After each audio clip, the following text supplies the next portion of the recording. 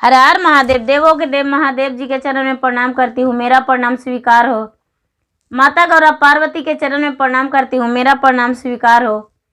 गणपति ललनमा के चरण में प्रणाम करती हूँ, मेरा प्रणाम स्वीकार हो। सब गुरु भाई बहनों के चरण में प्रणाम करती हूँ, मेरा प्रणाम स्वीकार हो। माता पिताजी के चरण में प्रणाम करती हूँ, मेरा प्रणाम स्वीकार हो।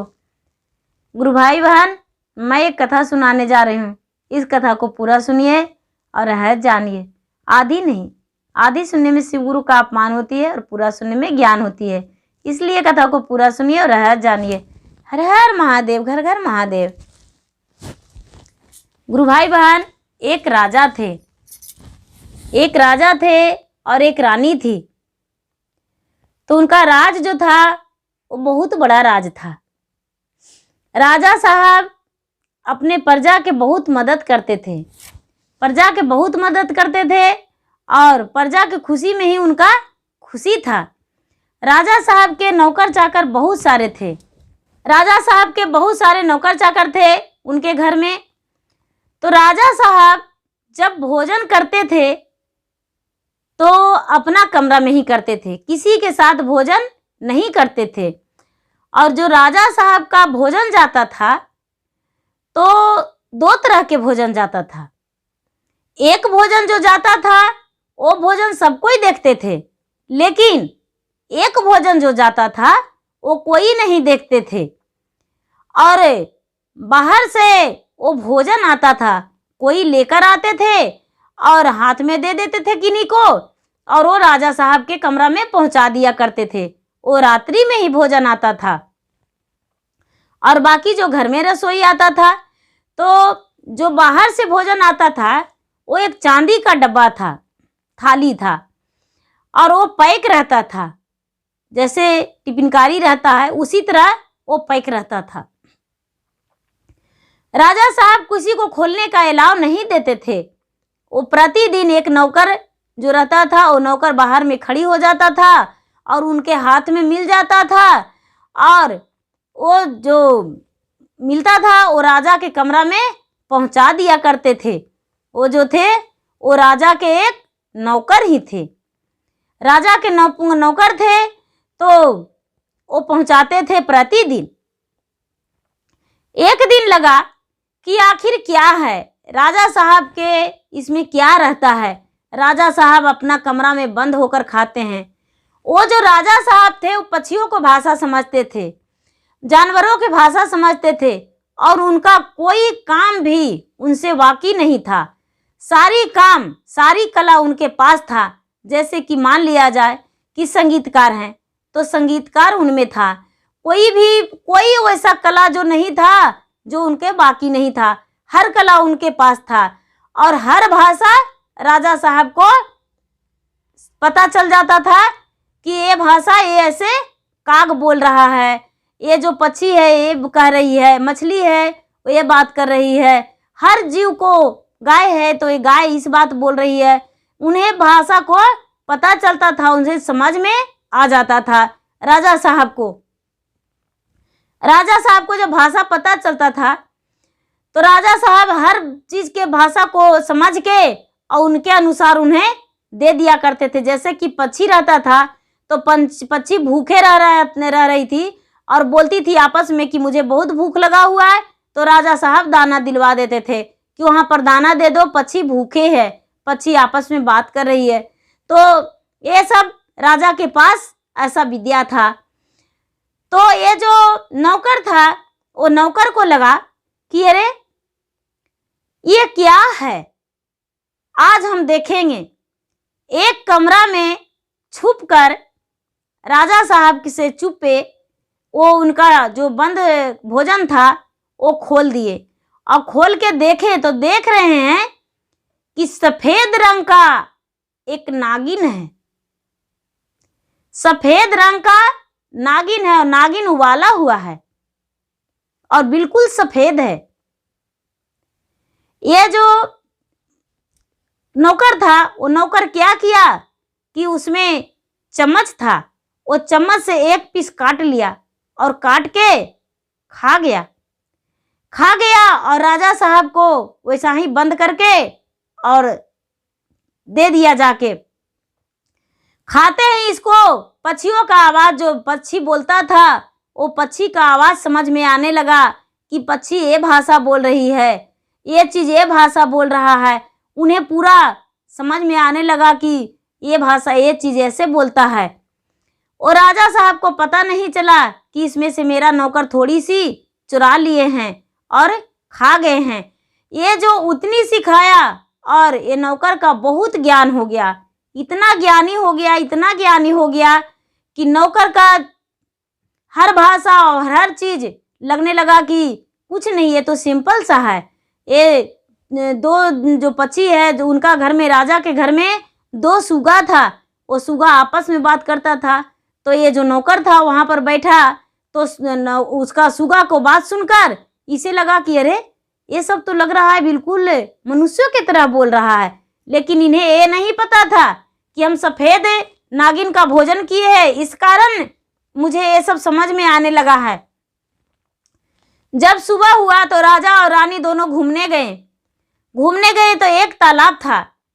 उस तालाब के पास रोज राजा रानी जाते थे। तालाब के पास रानी साहब हाथ पैर धोए और उनका हाथ का हीरा का अंगूठी था, वो अंगूठी गिर गया उस तालाब में और एक मछली निगल गई। और राजा साहब जो थे, रानी, दोनों वापस आ गए घर। और ये जो नौकर था, नौकर को पूरा महल में घूमने को लिए मिलता था, कोई चीज इससे छुपा हुआ नहीं था। नौकर को बोले राजा साहब, रानी को पता नहीं चला कि मेरा अंगूठी तालाब में गिर गया। रानी बोली मेरा घर में ही कहीं खोया होगा। राजा बोले मेरा पत्नी का अंगूठी खो गया है, मेरा पत्नी का अंगूठी ढूंढने में मदद करो।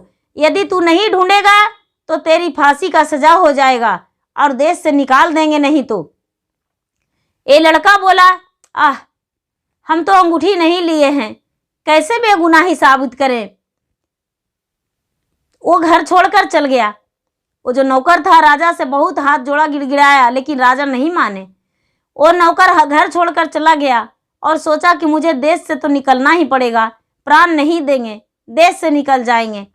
उसी तालाब के पास जाके और कुल्ली कलाली करने लगा कि दो मछली थी, तो एक मछली पूरा पानी से ऊपर में थी और डूब ही नहीं रही थी। तो दूसरा मछली कह रही आज क्या तूने खा लिया जो तेरा पानी में छटपटाहट लग रहा है। ये मछली कहती है अरे मछला भाई तू नहीं जानता है, क्या करूं, ये रानी आई थी, उसका अंगूठी गिर गया तालाब में और हम भोजन समझ के उस अंगूठी को निगल गए। वो अंगूठी हीरा का है, मेरा पेट में गुदगुदा रहा है, अंगूठी दर्द हो रहा है, इसीलिए हम डूब नहीं पा रहे हैं, हम दर्द से व्याकुल हैं।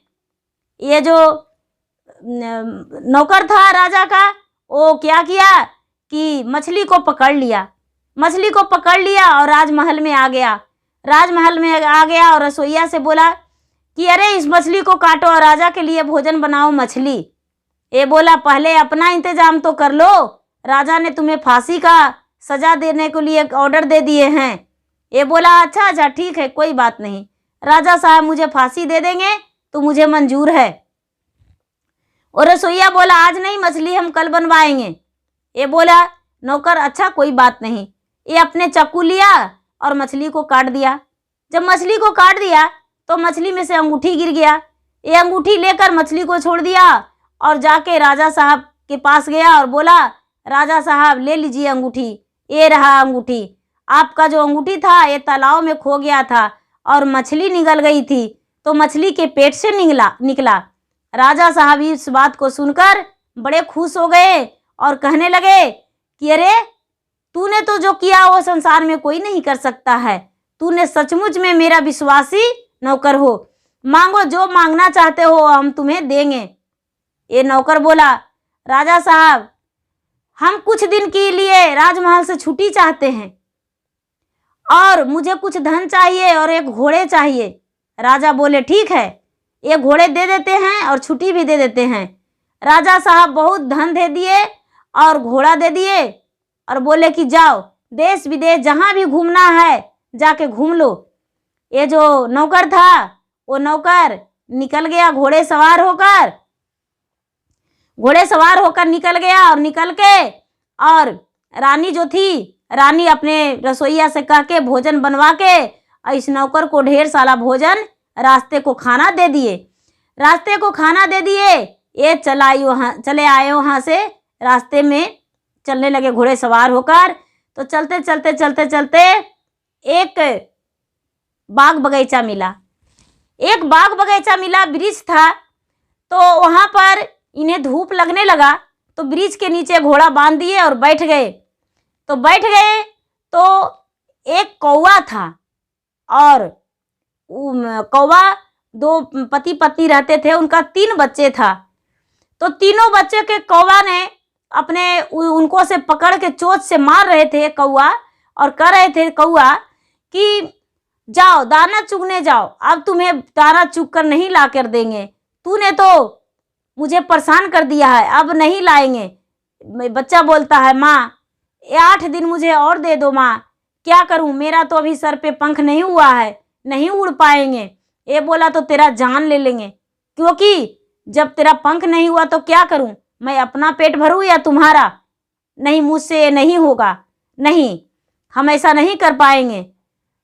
ये जो राजा देखा कि कौवा मार रहा है अपने बच्चे को, तो क्या किया कि ये भोजन जो लिए हुए था वो भोजन नीचे गिरा दिया और बोला काग भाई अपने बच्चे को मत मारो, देखो हम उसके लिए भोजन रखते हैं, अपने बच्चे को इस जगह पे रख दीजिए, आपका बच्चा जो है वो बहुत दिन तक इतना भोजन कर पाएगा, और कर लेगा तो बड़ा हो जाएगा, उसका सर पे बाल हो जाएगा, पंख हो जाएगा, तो उड़ने लगेगा। जो तीनों बच्चा था वो इस नौकर को धन्यवाद दिया और बोला कि आपका बहुत बहुत धन्यवाद, आपने तो मेरे मदद की है, लेकिन जब भी आपका ज़रूरत पड़े तो मेरा याद जरूर रख करना, हम तुम्हारा मदद करेंगे। वो जो राजा था, राजकुमार, वहाँ से चल दिया। वहाँ से चल दिया तो आगे देख रहा है कि एक बहुत बड़ा तालाब है, बहुत बड़ा तालाब है, और तालाब के बाहर 3 मछली है। 3 मछली है बिना पानी के, बड़ा बड़ा मछली तड़प रहा है। ये जो नौकर था वो घोड़ा से नीचे उतर गया और तीनों मछली के पकड़ के और तालाब में फेंक दिया। जब तालाब में डूब गया मछली तो कहने लगा मछली कि धन्यवाद, तूने तो मेरा मदद किया, यदि और कोई रहता तो मुझे पकड़ के और लेकर जाकर और भोजन बनाकर खा जाता, तूने मेरा मदद किया है, जब भी ज़रूरत पड़े तो तू मेरा याद कर लेना, हम तुम्हें मदद करेंगे। वहाँ से नौकर चल दिया। चलते चलते चलते आगे बढ़ा तो देख रहा है कि दूसरा राज्य में पहुँच गया। तो उस राज्य में बहुत बहुत भीड़ था, इतना भीड़ था, इतना भीड़ था, इतना भीड़ था कि चलने का भी जगह नहीं था। ये लड़का बोला भाई ये भीड़ क्या चीज़ का है? वहाँ का लोग बोले ये भीड़ इस चीज़ का है, यहाँ का राजा का बेटी का विवाह है, और राजा के बेटी का विवाह ऐसे नहीं होगा। राजा साहब 3 शर्तें रखते हैं, वो शर्त जो पूरी करता है वही उसी से शादी करेंगे राजा साहब, और नहीं तो उनका बेटी कुंवारी रह जाएगी। और कितने योद्धाओं मारे गए हैं, राजा का शर्त पूरा नहीं हुआ है। बोले कि अच्छा ऐसा बात, तो हाँ। बोले ठीक है, जाते हैं हम राजमहल। वो राजमहल चला गया, सोचा कि जाते हैं देखते हैं, हो सकता है कि हम शर्त पूरी कर दे, देखते हैं जाकर आखिर होता है क्या। वो चला गया और जाकर राजमहल राजा के पास गया और जाके राजा को प्रणाम किया और बोला कि राजा साहब हम आपके पुत्री से विवाह करना चाहते हैं, अपना पुत्री से मेरा विवाह कर दीजिए। राजा बोले ऐसे नहीं, सबसे पहले मेरा 3 शर्तें को पूरा करो, तब हम तुम्हारा विवाह कर देंगे अपना पुत्री से। बोले कि तो ठीक है, अपना शर्त बताइए।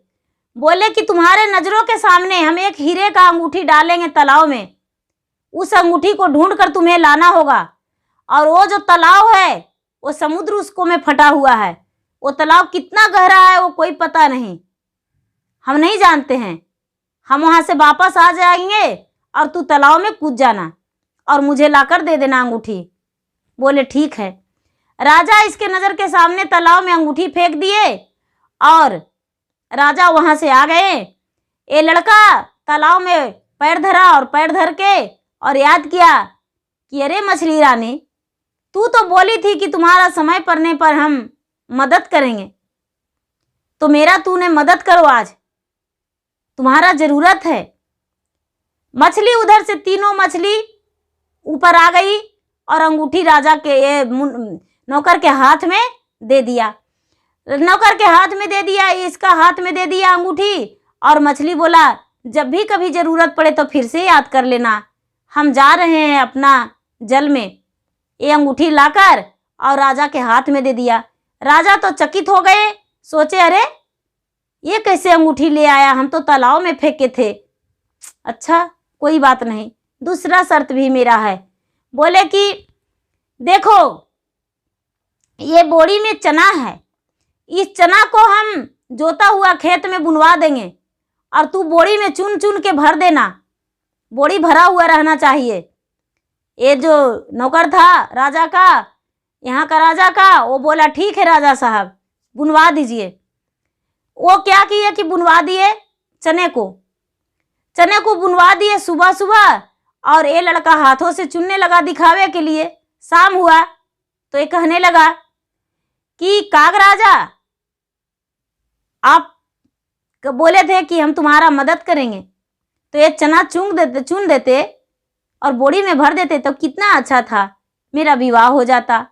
काग, बहुत सारे काग आया और शाम होते ही पूरा सारा काग आके और चना को चुन के बोरी में धर दिए।